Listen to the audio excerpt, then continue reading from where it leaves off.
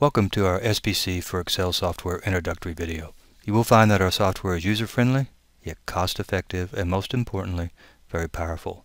You will get all the tools and techniques you need to help you with process improvement. Of course, this includes control charts, which we'll look at in more detail in a few moments, and process capability, all within the Excel environment you know. Our SPC for Excel menu includes Pareto diagrams, histograms, scatter diagrams, measurement systems analysis, and regression analysis, just to name a few. We also have ANOVA and many Six Sigma tools such as hypothesis testing, and we have built-in help as well as free product updates for your current version. I'd like to show you how easy it is to make a control chart using the SPC for Excel software. Essentially, all you have to do to get started is enter some data into an Excel spreadsheet, as we've done here. We've entered data on the number of returned goods per day, and we like to make a control chart that monitors that. We have the data in columns, but the data could also be in rows. It works either way in the software package.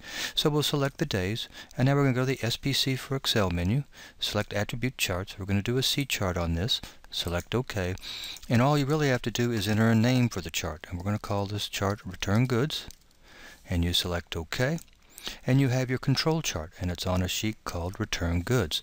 And when you'll see that the chart contains the upper control limit, the average, the lower control limits, the points are plotted, and you'll notice right off the bat that the out of control points are in red. We have a point here above the upper control limit and a run down here below the average. That's how easy it is to make a control chart with the software. But the key neat thing is you can do lots of things with the chart after you've made it. For example, you can see this point is out of control. Perhaps we know the reason and would like to add a comment to that point. We select the point, go back to the menu and select single point action, and we can add a comment here, and we'll simply say it was my fault. We select OK, and you now have the comment added to that point. You can also remove that point from the calculations by going back again, selecting the point, going back to the menu, selecting single point, and select remove this point from the calculations. Note that our average currently is 19.6. We're going to remove that point, and it's been taken out of the calculations now with a new average of 18.32. You'll also notice that we have this run now below the average. It looks like we've had an improvement in our process, and we like to show that on the chart. So we can split the control limits. It's very easy to do.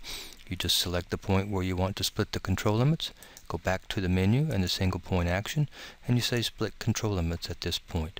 Select OK, and you have your split control limits now, and it shows how much the process has been improved. So this is how easy it is to make a chart using the SPC for Excel software, and it's easy to update if you have new data. For example, we come back and we have day 21 now, and this time we have 4 return goods. Well, to update the chart, you just go back to the menu, and this time you're going to go select Update Charts and select the chart you want to update. If you have a whole bunch you want to update, you can update all charts at one time. You select OK, and we have our new data point added here. So that's how you can use the SPC for Excel software to easily make a control chart and change the control chart to reflect the process improvement. There's a lot more information about the software on our website. For example, if you go to our homepage, you'll see SPC for Excel software listed on the left. And you can go to features, and it lists the various features, and we'll just take bar charts and histograms. And that takes you to a web page which shows how histograms are made using the SPC for Excel software. You can also see videos of the various techniques. Again, going to the SPC for Excel software on the left, go to SPC software videos, and what you'll see is we have over 30 videos of how the various techniques are made using the SPC for Excel software. And if you have a question about the techniques, for example, well, how the control limits calculated? How's a histogram put together? You can go to our articles and newsletter section. Here we have over 100 newsletters now that talk about the various techniques and how they're used, whether they be variable control charts, attribute control charts, process capability. It's all there.